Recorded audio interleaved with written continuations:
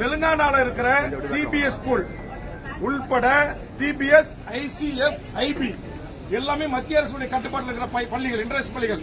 இந்த பள்ளிகளிலும் கண்டிப்பாக தெலுங்கை நீங்கள் படிக்க வேண்டும் என்று உத்தரவிட்டிருக்கிறது. அதுபோன்று தமிழக அரசும் உத்தரவிட வேண்டும் என்கிற கருத்துக்களை சட்டமன்றத்தில் பதிவு செய்தேன். நான் என்ன சொல்ல வருகிறேன் என்பதை புரிந்து கொள்ளாமலேயே அதிமுக உறுப்பினர்களும் எழுந்து கத்துகிறார்கள். அங்கே அமைச்சரவையில் இருக்கிற சேகர்பாபு போன்ற அமைச்சர்களும் எழுந்து கத்துகிறார்கள். நான் பேசுவதற்கு வாய்ப்பு கேட்டு போராடி கொண்டிருக்கிறேன். வாய்ப்பு மறுக்கப்பட்டது. அந்த ஜனநாயக மாண்பை தெரிந்த காலத்தினால் நாடாளுமன்றத்திலே எப்படி பேரவைத் தலைவர் முன்பாக சென்று வாய்ப்பை கொடுங்கள் என்று கேட்கிறார்களோ அதே போன்று நானும் எனது இருக்கையில் இருந்து சென்று பேரவைத் தலைவர் முன்பாக இருந்து எனக்கு முழுவதுமாக என் கருத்தை பதிவு செய்ய நேரம் கொடுங்கள் கேட்டேன். இது தவறா? இதற்கு சேகர்பாபு அவர்கள் நீ எதற்கெடுத்தாலும் முந்திரி கொட்டை மாறி முந்தி பேசுகிறாய், எல்லாம் தெரிந்தது போல் பேசுகிறாய் என்று ஒருமையில் என்னை குறித்து பேசினார்.